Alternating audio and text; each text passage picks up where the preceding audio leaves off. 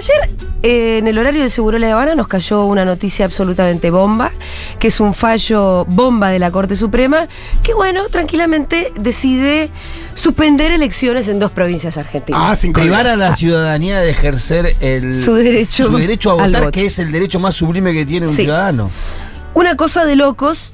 Y nosotros teníamos desde hace un tiempo ya pautada para hoy una entrevista con... yo lo voy a... Es mucho más que el ministro del Interior, Guado de Pedro, la verdad. Guado es un verdadero barrenador de tsunamis. Sí. Así que quiero que lo aplaudamos. Bienvenido, Guado. Gracias. A Segurola y Habana. Bueno, Guado, la verdad, yo temía porque vos me dijeras, mira, Julita, la verdad, no te puedo ir hoy. Y gracias por estar acá. Porque la verdad es que era un día para que el ministro del Interior esté en otros menesteres. Y me gustó mucho porque afuera le dije, bueno, Guado, vamos a tener que hablar más de esto. Y yo tenía pensado otra cosa. Y Guado me dice, hablemos de lo que vos quieras hablar porque la Corte no nos va a llevar puesta. Muy bien. También la entrevista que teníamos pautada. Buenos días para todos, para todas. Fitu Pitu, Julia. Primero eso, me parece muy bueno también poder estar acá para poder charlar un rato de algo que tiene que ver también con el futuro, ¿no? Me parece que esta Argentina condicionada, esta democracia que siempre está rehén, ¿no? de cuatro personas, de una corte muy cuestionada, muy cuestionada, no solo en el juicio político en el Congreso, sino muy cuestionada desde el origen.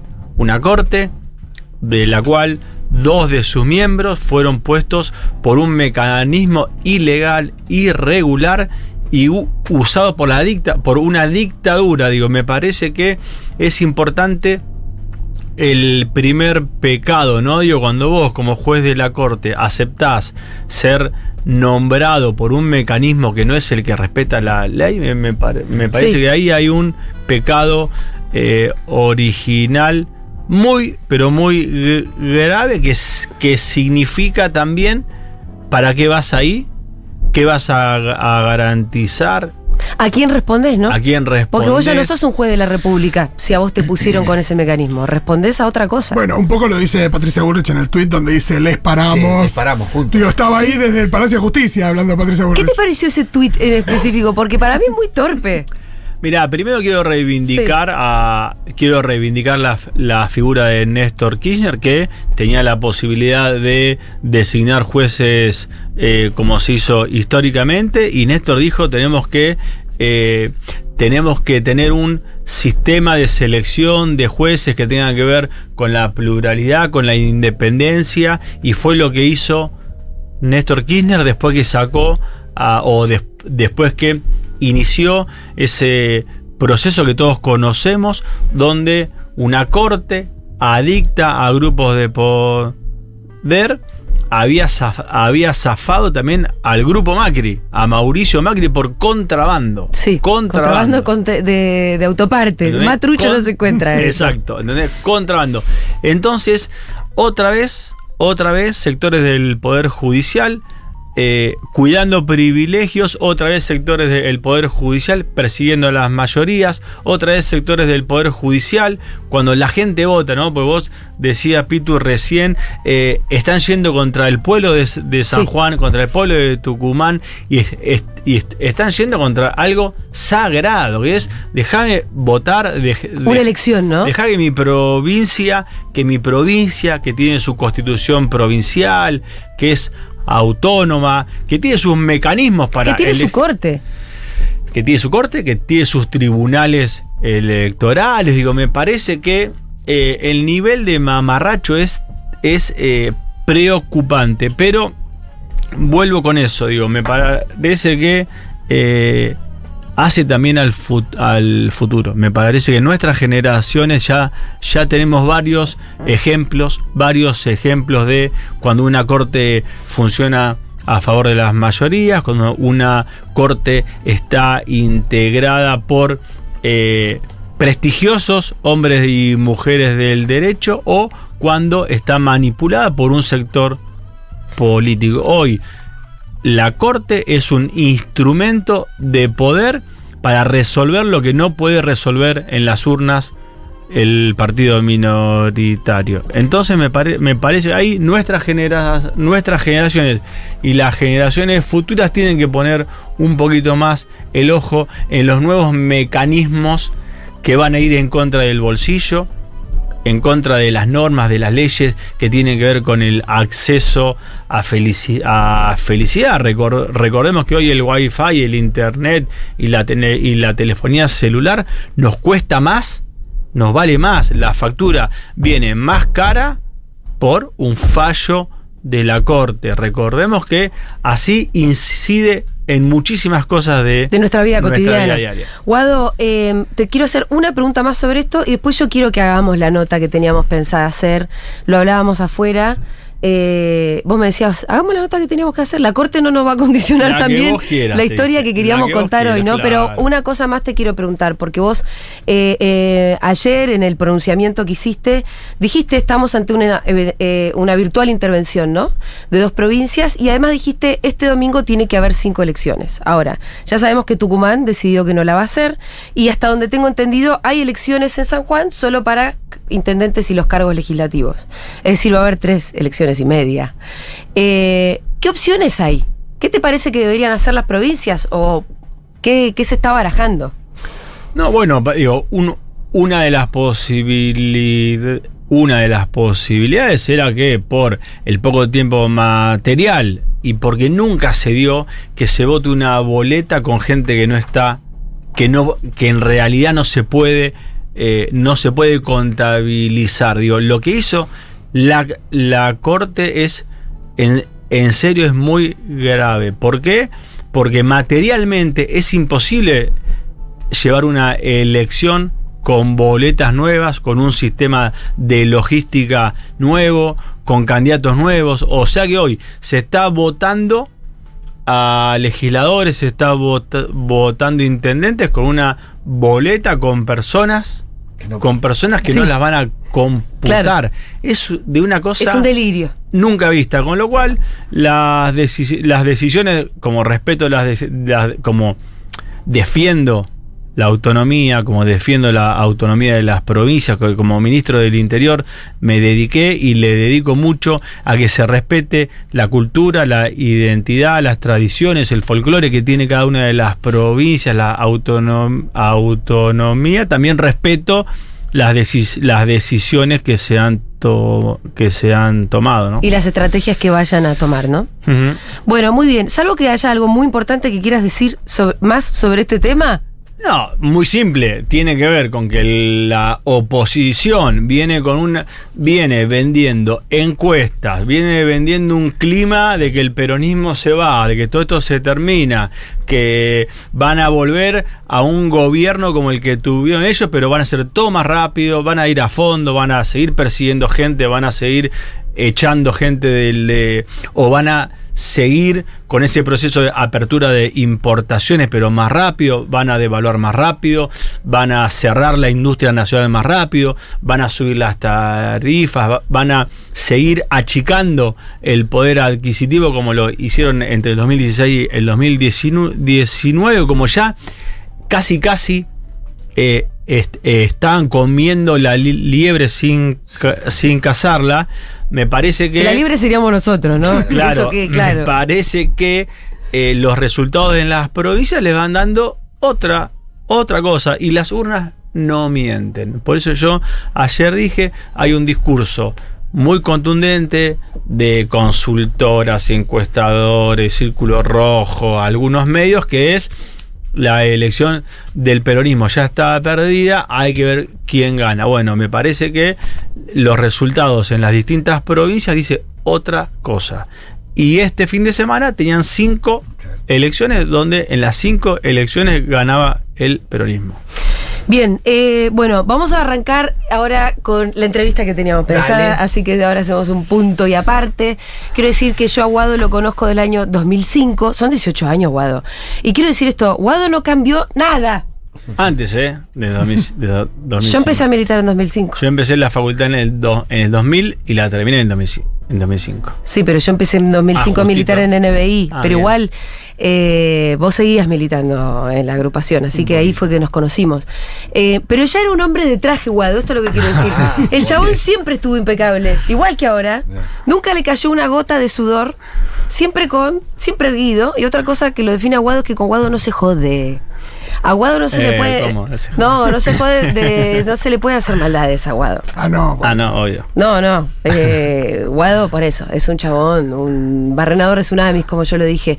Yo quiero hacer una breve introducción para no repetir una historia que ya es conocida.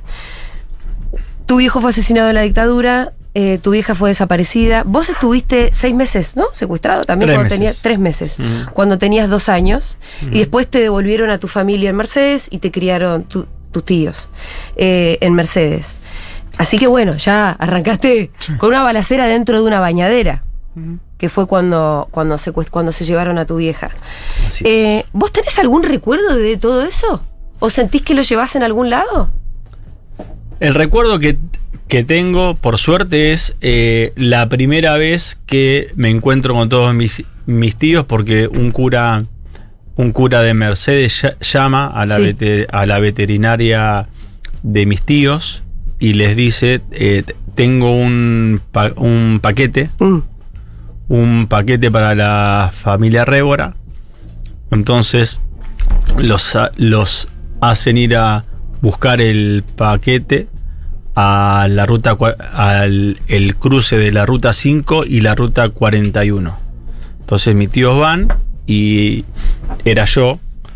El paquete. El paquete, y de ahí me llevan a la veterinaria y yo tengo el recuerdo de ver a todos mis tíos, que eran 9. Sí, ese es tu primer recuerdo. Claro, y mi primer recuerdo es ver esa gente. A mis tíos ahí, mis tías. Qué boludo, qué fuerte. Bueno, que ese fuera tu primer recuerdo, porque uno... Que después pregunté si era cierto, era una fantasía mía, y me dice no, que era cierto y que me habían puesto ahí para que yo para ver si yo reconocía a alguien. Pues tampoco sabían si yo era yo. Sí. ¿No? No existía el ADN en aquel momento. Claro. Entonces, y yo tenía el pelo muy cortito y antes tenía rulos, con lo cual no tenían el recuerdo bien si era yo, y estaban viendo si yo iba para alguna de las tías que conocía, ¿no? ¿Y? ¿Fuiste? No fui.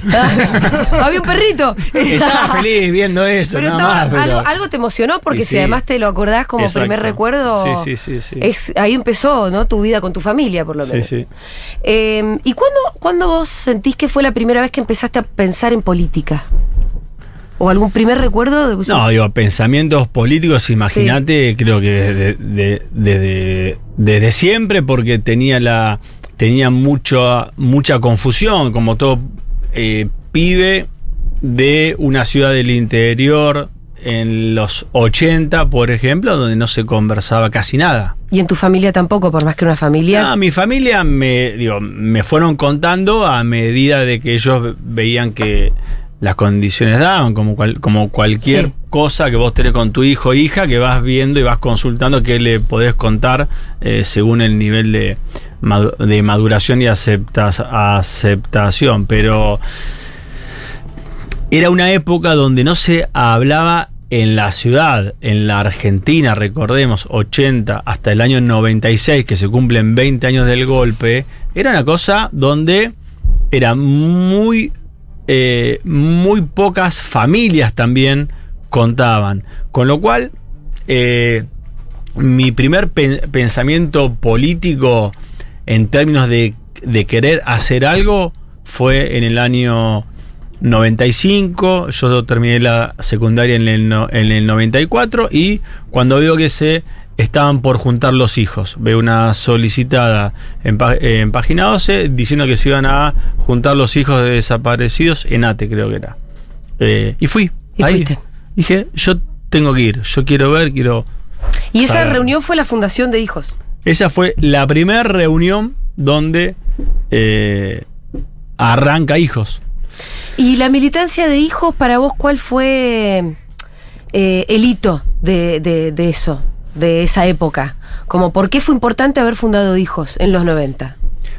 Hijos tiene que ver con una continuidad, la continuidad de una generación que reivindica la lucha de las madres, que reivindica la lucha de las abuelas. Nosotros también teníamos una necesidad. Y de los padres, de sus padres y madres, de sus padres y de, claro, a eso iba. Digo, nosotros primero teníamos una necesidad de compartir experiencias, ¿no? Digo, cada hijo, cada hija, desde su lugar, desde su provincia, desde su ciudad, desde la familia que le tocó, desde el lugar donde pudo hacer ese proceso personal, todos sentíamos la necesidad de contar y de escuchar cuál era la historia del otro, ¿no? Digo, como un fenómeno de ir construyendo una identidad colectiva que vos sabías que tu soledad que sentías no podía ser así, digo, claro. No podía ser,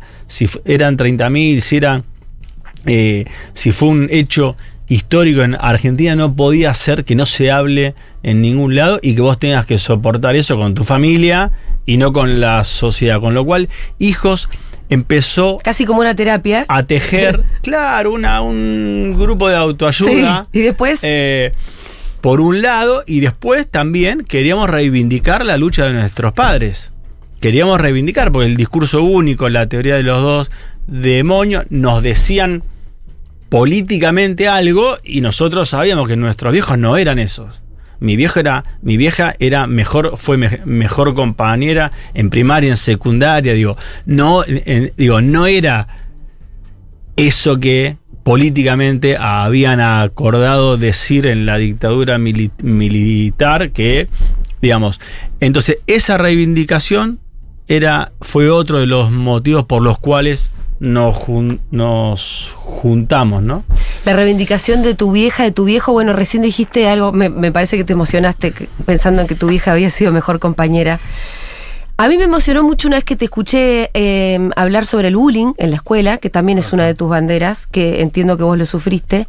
Algo que vos dijiste que fue, hay que buscar los liderazgos positivos, sí, ¿no? Me emocionó porque yo me sentí un poco identificada. Yo quiero decir que sé que le mejoré la vida a unos cuantos desgraciados. Yo también sufrí un poco de bullying y yo nos organizaba y le decía, che, vos le volvés a decir narigona a mi amiga y yo te mato. Y yo sé que eso fue un aliciente para muchos de nosotros, ¿no? Como al menos vos lo hiciste, lo empezaste a pensar por tu vieja, lo de los liderazgos positivos, esa militancia del bullying en la escuela. Lo pensé. ¿O hubo un líder positivo en tu escuela que te ayudara? No. Yo mira, primero tuve la suerte de tener los mismos compañeros de primaria y secundaria, con lo cual teníamos una amistad y nunca nadie me hizo bullying. Sí, compañeros, sí. Lo más grande. Exactamente, en el recreo. Yo era de los que se plantaba. Y te cagaste a trompadas alguna vez. Y perdía, generalmente, porque eran los más grandes. Sí. Porque eran los más grandes. Pero cuando me metí en serio con lo del bullying fue allá por el 2020. Hice un Zoom con unas escuelas de Salta, con los padres, con hijos, hijas que tienen difluencia o que tienen tartamudez, con un alto grado de deserción escolar. A raíz de eso me emocioné bastante en la charla, que era por Zoom, y ahí dije, bueno, tengo algo todavía de todas esas frustraciones que uno tiene cuando es pequeño, tengo algo que lo tengo que transformar en algo positivo. Y a partir de ahí, esa charla se viralizó, esa charla salió por la tele, y a partir de ahí mis redes se llenaron de gente con problemas. De tartamudos. No, pero de muchísimas cosas. Padres con chicos con autismo, con distintos trastornos, con distintas diferencias, directoras de escuela, asociaciones de fonoaudiólogos, de psicólogas, de psicólogos. Mucha gente diciendo, che, está muy bueno lo que hiciste, quiero ir con la Asociación de Padres y Chicos con Autismo, quiero ir con esta problemática.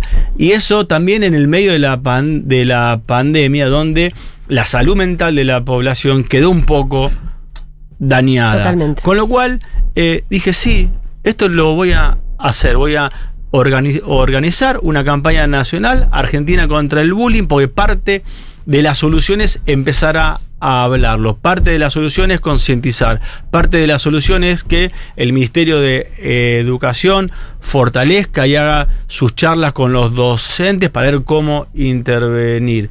Parte de eso también fue UNICEF, UNESCO, empezamos a agarrar a todos los que saben sobre pibes, sobre infancias, y también estudiamos mucho cómo son las últimas campañas de los países que le dan mucha bola a esto. Y ahí vimos que las campañas estaban hechas para detectar el líder positivo. Ahí está. Ahí fue donde descubro que y también formándonos, ¿no? Digo que el pibito o la pibita que hace bullying también es víctima de lo que somos como sociedad, es víctima de lo que se ve en las pantallas, es víctima de lo que ve en la tele, o es víctima de el entorno, ¿no?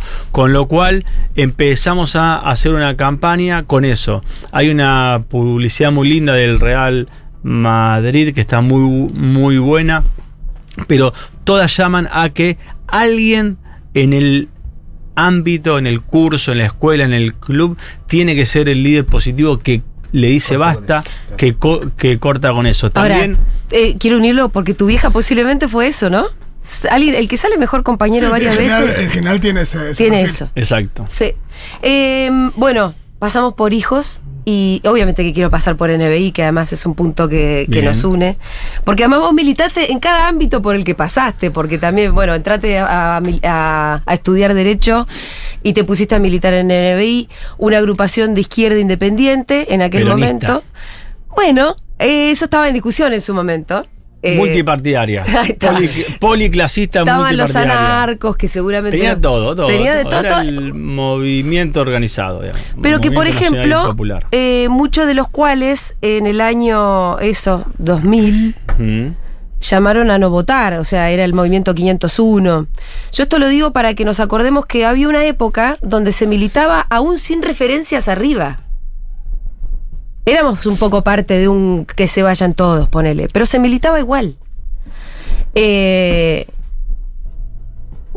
¿Vos por qué te pusiste a militar ahí en la facultad? ¿Por qué te pareció que era importante, qué sé yo, formar parte también de lo que era la política universitaria?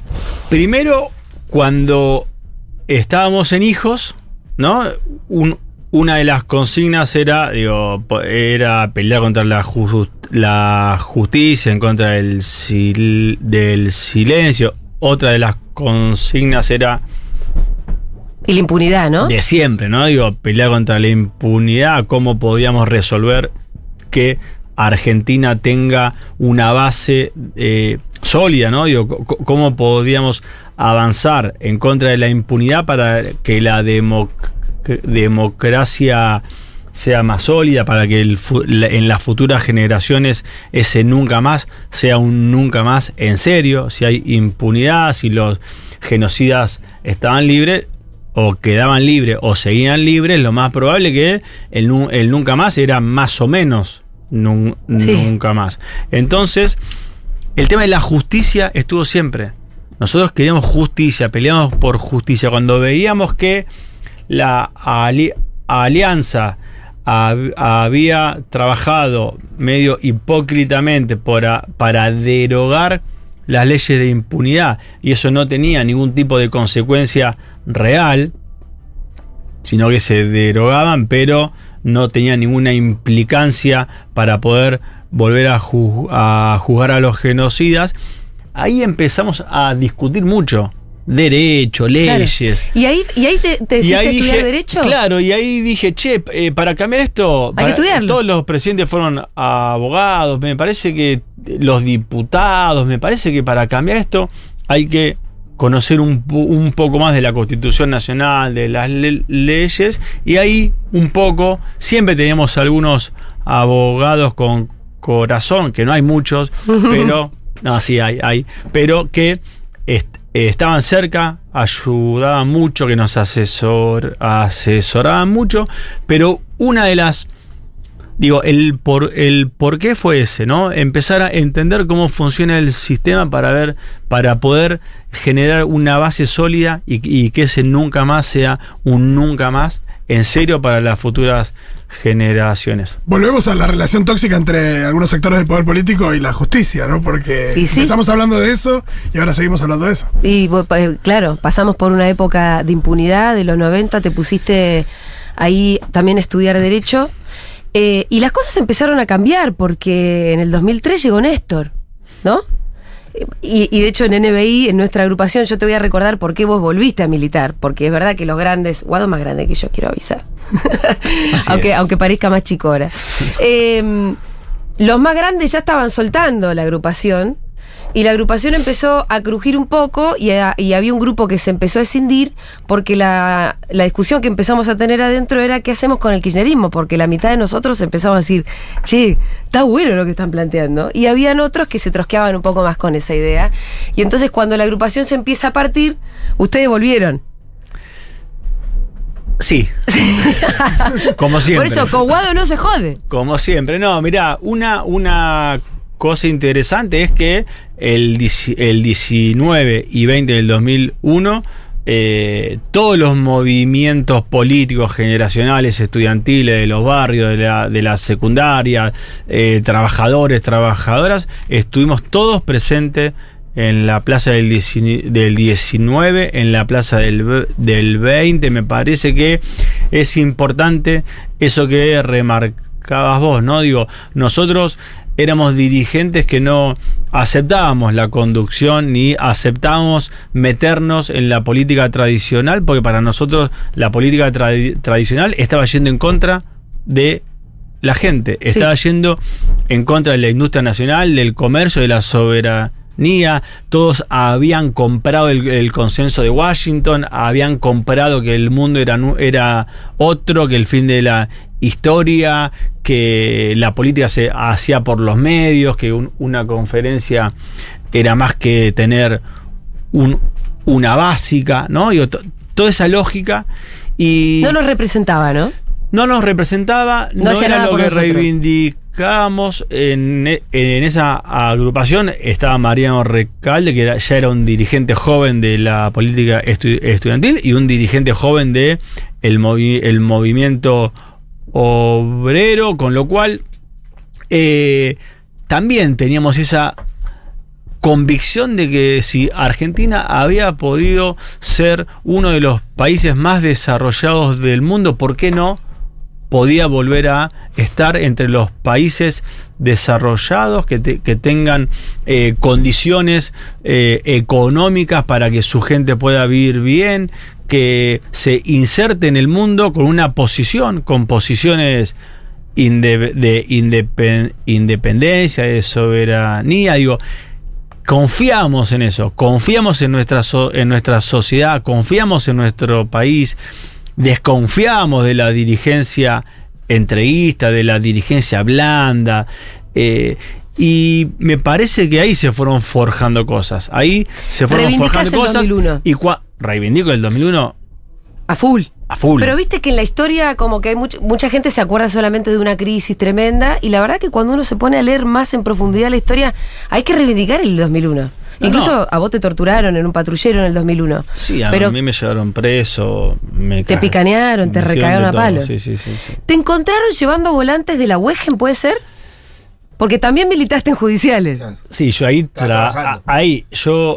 trabajaba en el sindicato de judiciales desde el año 97. Digo, trabajar en un gremio es también hacer política, porque Julio Piumato es un dirigente político que también estuvo preso en la dictadura y un militante sin descanso, con lo cual al lado de Julio se trabajaba y se militaba mucho, con lo cual ahí eran las épocas del MTA, de Moyano, de no al Fondo Monetario Internacional, de hacer los 24 de diciembre se comían en las plazas, digo, mucha militancia y mucha tensión con un discurso único, que fue lo que terminó desencadenando en ese 19 y 20 del 2001, ¿no? Digo, muchas luchas que se fueron dando, Cutralcó, que estaban ahí, ¿no? Muchas pequeñas luchas universitarias, docentes, gremiales, muchas luchas se fueron dando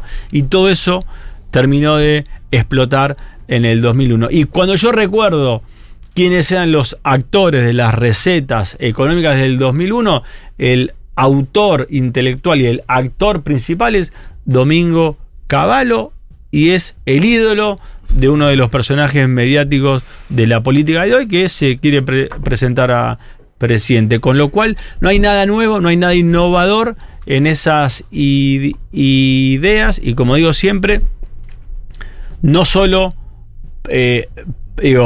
prender fuego el Banco Central no resuelve nada, sino que esas políticas terminaron casi prendiendo fuego la Argentina. Uh-huh.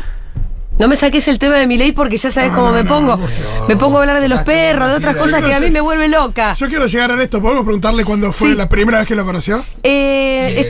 Pasamos por el 2001, que es un pasaje necesario para llegar al kirchnerismo. Claro. Que es toda esa militancia empieza a encontrar una referencia arriba.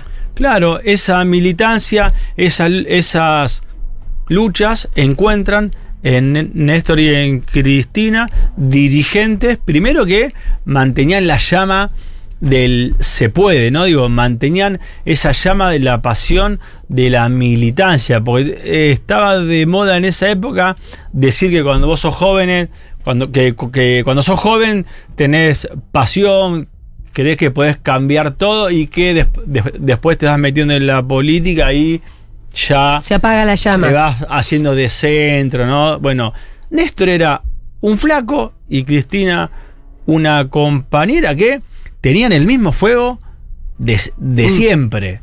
Entonces dijimos, bueno, espera, acá hay alguien que viene diciendo esto de hace 40 años. Y aparte, o 30 años. Y lo empezaron a hacer, ¿no? Digo, se podía ser militante de joven, dirigente, y poder representar manteniendo tus convicciones, la pasión, tus ideas, y sin tener miedo, ¿no? Porque el sistema arma siempre una estructura para que a los valientes los van amansando. Bueno, estos dirigentes nos demostraron que venían otra vez con esas ideas que para todo el sistema eran ideas viejas: industrializar, reindustrializar, sustituir importaciones, subir el poder adquisitivo de los trabajadores, volver a generar una gran clase media, que Argentina se inserte en el mundo en términos científicos, tecnológicos. Parecía, sino estos son los peronistas de antes, que vienen con esas cosas faraónicas tipo película de Pino Solanas, ¿no? Mirá estos tipos que vienen a decir que tenemos que hacer aviones, autos. Bueno, pero digo, esos dirigentes son los que construyen patria, esos dirigentes construyen nación. Y Néstor y Cristina lo hicieron, generaron una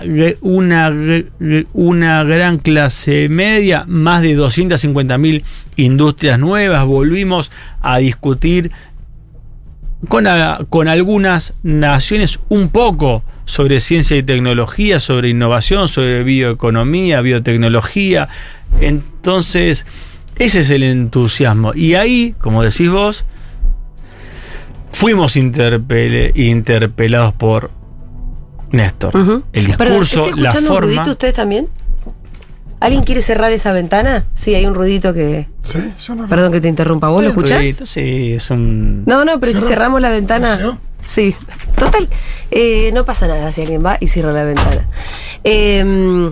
Bueno, sí, claramente Néstor y Cristina vienen y Fito quiere saber cuándo fue la primera vez que lo viste a Néstor. La primera vez que lo veo, la primera fue él, ni bien llega al gobierno, hace un encuentro con familiares de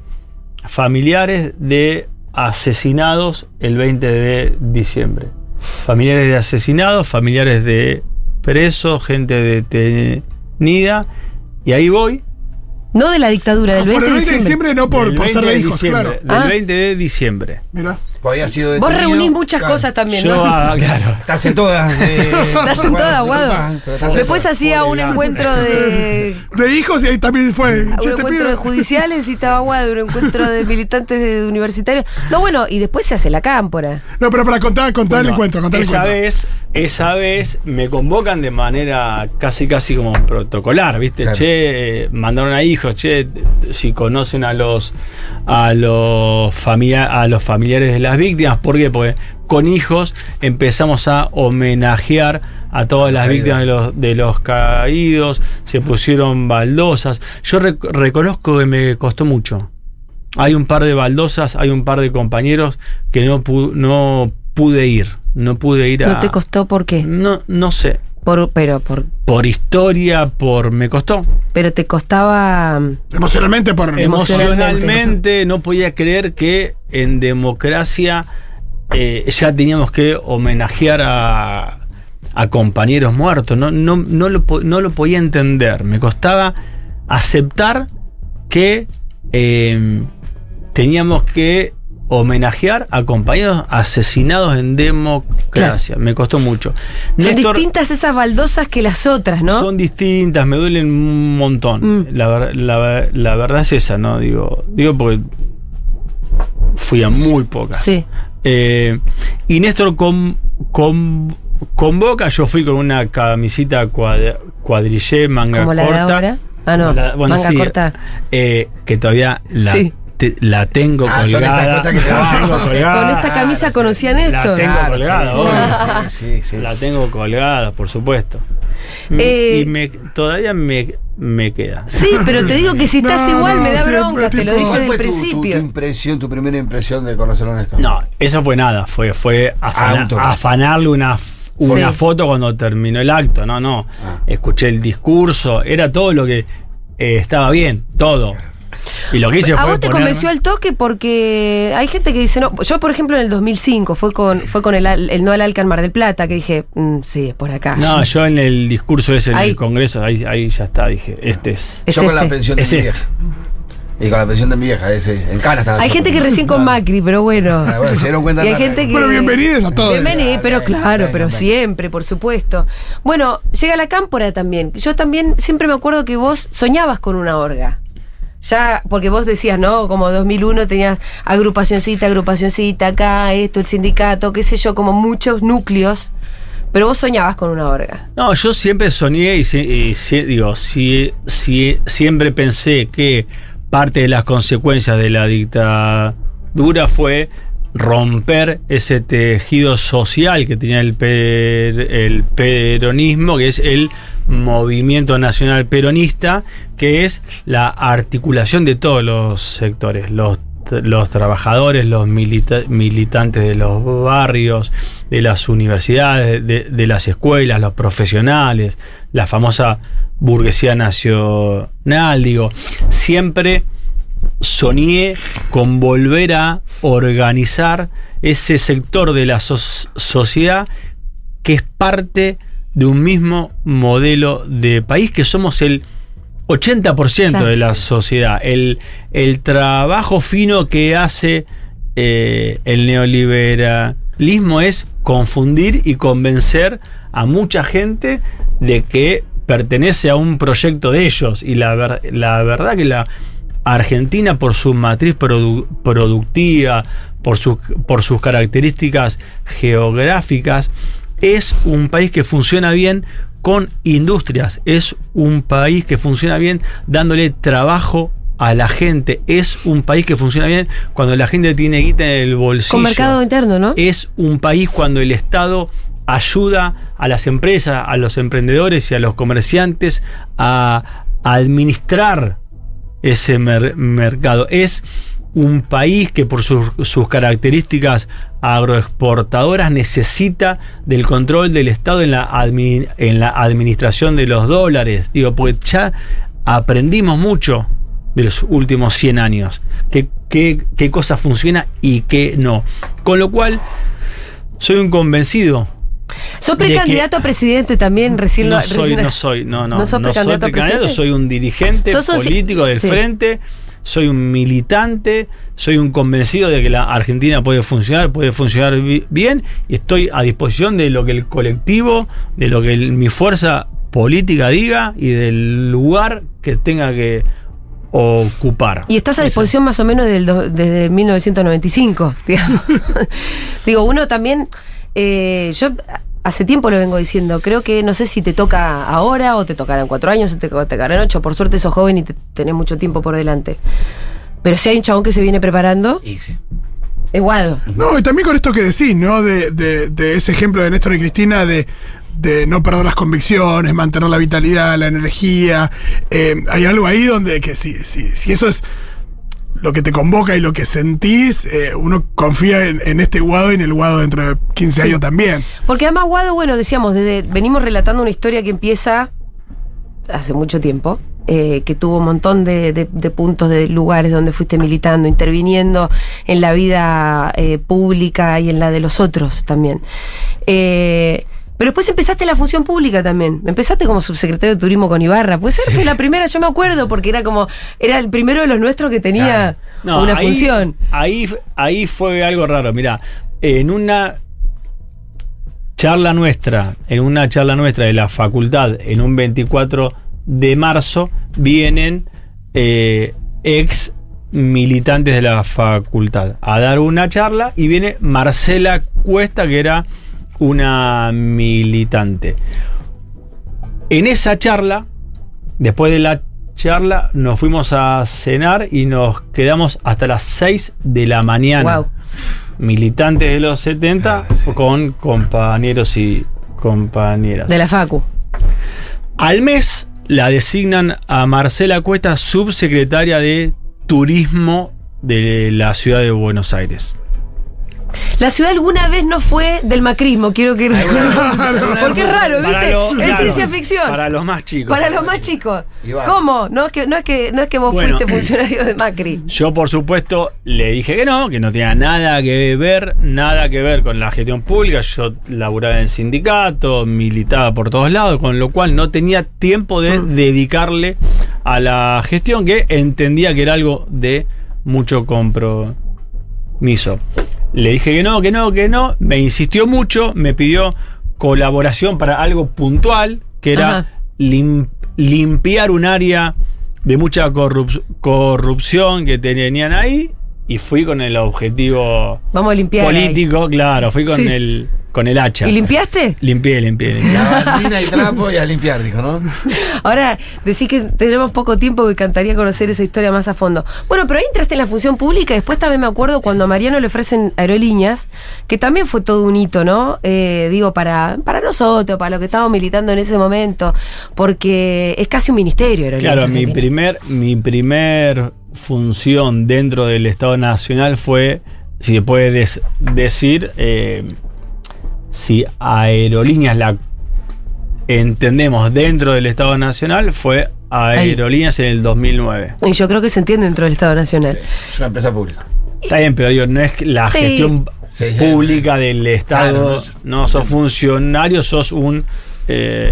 Pero bueno, ahí y empezaste a aprender, y ahí ya no termina. Quiero decir, fuiste diputado nacional, después fuiste secretario general de la presidencia y ahora sos ministro del Interior. ¿Vos seguís sintiéndote un militante mientras sos funcionario? Yo soy militante de desde la oposición cuando corresponde, soy militante de la gestión pública. Siempre entendí, cuando estudié administración y políticas públicas, también lo hice cuando Néstor dice, hay que empezar a formar cuadros para que puedan transformar la gestión del Estado. ¿Por qué? Decía él.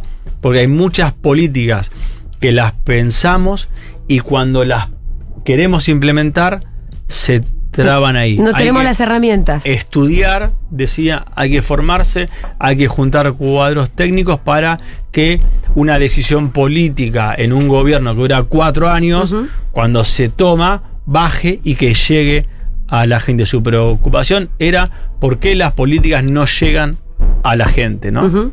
Y ahí fue que hiciste una maestría en políticas públicas, ¿no? En San Andrés. Y políticas públicas. ¿Te sirvió hacer la maestría? Sí, mucho. Sí. Es importante estudiar también para el militante. También me sirvió para saber que no es tan importante. Que no es tan importante tampoco. Digamos, también me sirvió para decir, que no se vengan a hacer los cancheros lo que estudiaron. No es tan difícil, ni es tan importante, ni te hace, me hace mucho mejor funcionario, pero muchísimo mejor funcionario la experiencia en el territorio, tener un hermano intendente y gestionar una ciudad. Me hace mucho mejor funcionario, si es que soy buen funcionario, la experiencia militante, que eso complementa, pero no es que uno piensa, wow, estudiar una maestría debe ser un capo. No. Guado, hay muchos mensajitos. Yo ya sé que te tengo que ir largando, pero te vamos a leer. Amamos a Guado, son muchos en ese sentido. Team Guado, casémonos. Ya está casado, Guado. Estoy casado. Qué potencia, Guado. Emociona cada relato de toda su historia y experiencia. Emociona y entusiasma. Saludos, Lau de Goya de Corrientes. Creo que buscamos. Por favor, cuelguen esta entrevista en redes. Sí, se está siendo filmada, va a estar en YouTube. De hecho, va a estar muy linda, pero van a tener que esperar un poquitín porque se editan estas cosas para que queden mejor. Guado, quiero votarte, postulate, vamos. Bueno, acabas de decir que, más o menos, te gustaría Cristina candidata, me imagino, ¿no? Por supuesto, me parece que el reconocimiento primero a la gestión, segundo, me molesta mucho la proscripción, me molesta mucho la persecución judicial, así como me molestaba mucho ver esas placas, y me hace mucho ruido ver esas placas de esos compañeros asesinados el 20 de diciembre, ver otra vez al Poder Judicial como herramienta de manipulación, herramienta de presión, de persecución a los gobiernos de la gente, me molesta muchísimo, y entiendo que tenemos que seguir haciendo cosas para que nuestras generaciones no vuelvan a ver herramientas del Estado, como fue la AFI, como es el Poder Judicial, como son algunos medios, deshumanizando, persiguiendo y siendo cómplices también de un intento de asesinato. Recordemos que a Cristina le gatillaron en la cara. Recordemos que el Poder Judicial no está haciendo nada. No, y que la secretaria de Milman fue a pedir por favor que quería contar algo.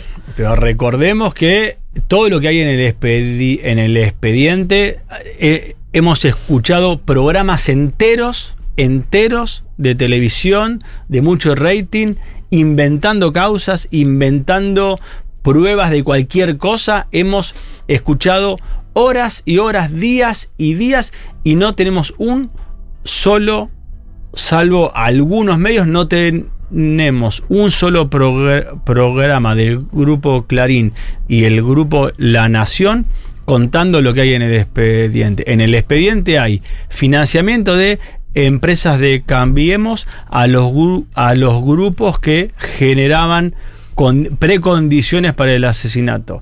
Tenemos testigos que dicen que al que quiso matar estaban ofreciéndole una recompensa, ofrecían dinero. Tenemos allanamientos donde encuentran dólares en este grupo que intentó asesinar a la vicepresidenta. Tenemos, como dije, empresas vinculadas al grupo Macri financiando con factura una ex unidad básica del PRO, llamada pseudo carpintería.